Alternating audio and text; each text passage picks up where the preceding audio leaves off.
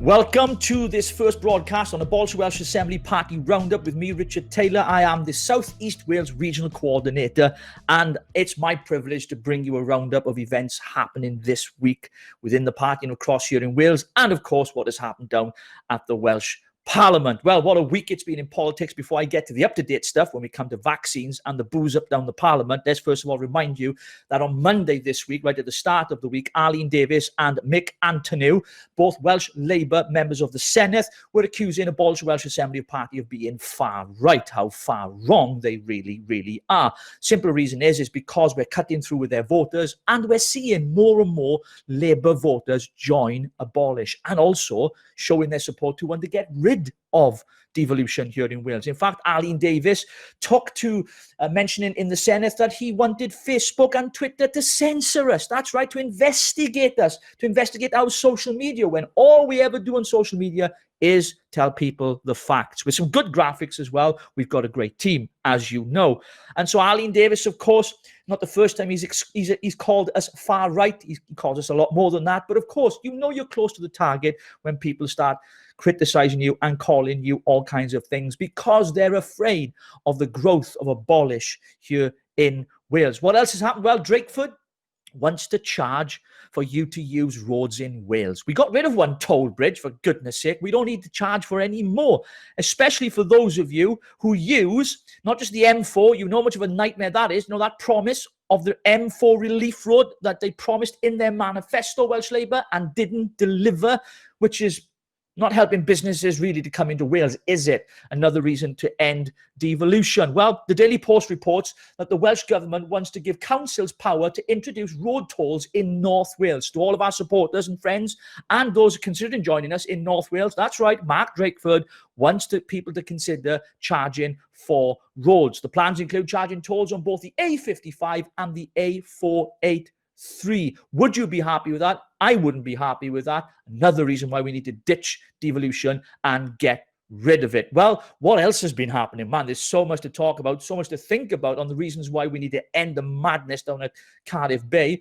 Well, Mark Drakeford, his vaccination rollout, his policy. You remember that? Remember when it's not a sprint, it's a marathon. My goodness me, people are dying. The only exit strategy we have, any light at the end of the tunnel, we seem to think is if we vaccinate enough people, we can get back to normal. But no, Von Gethin has ruled that out. I heard him mention in a press conference just the other day that once the vaccines have been rolled out, will we get back to normal? No, was his answer. Very, very encouraging. He's such, he really inspires confidence, doesn't he?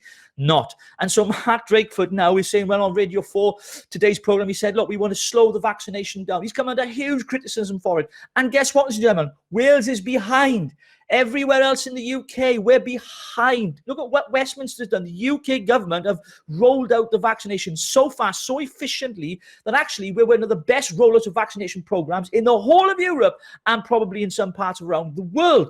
And yet Drakeford, because health is sadly devolved in Wales, which needs to change. It needs to be one NHS, one government, because what this government has done has been absolutely disgraceful and despicable, and they should apologise to the people of Wales, because we're talking about people's lives. Let's be honest about it. So Drakeford, he's going a snail's pace at rolling out the vaccination, although Von Gethin did promise a certain percentage of people will be vaccinated, those over 80 years of age, by Sunday. But actually, no, he's actually already failed, because he's already lied, which is standard for him, because let's be honest, he failed on testing. He caused a big data breach under his watch.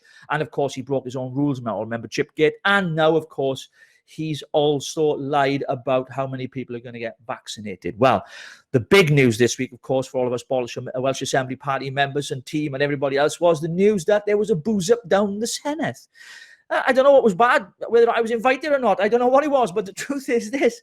3 members, one of them being the Welsh Conservative leader, Paul Davies, were found on the 8th of December to be having a knees up, a booze up down at the Senedd, or Tŷ Hawdd, which is adjacent to the Welsh Parliament, according to reports.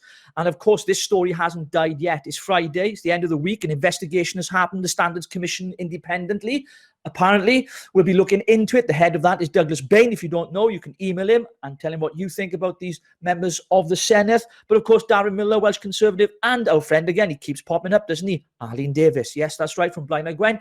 They have of course, they've not faced any consequences apart from Arlene Davis, who has been suspended from the group, not the party, the group. A big difference. A lot more needs to happen when the investigation is concluded. We want it published. We want the details. We want to know. But my guess is they're going to throw someone else under the bus, which is what politicians do. But it won't wash on the electorate. Let's be honest. These are just politicians down there looking after themselves. They care about their own jobs. They don't care about you or me. That is why Abolish the Welsh Assembly Party is the only party that will stand up to the establishment, drain the swamp, and get rid of these politicians once and for all, and return power to Westminster. Well, ladies and gentlemen, that is my roundup of the week on Abolish the Welsh Assembly. Don't forget to follow us on all social media platforms and check us out on the internet on all the W's, abolishthewelshassembly.co.uk, and become a member and join the movement today.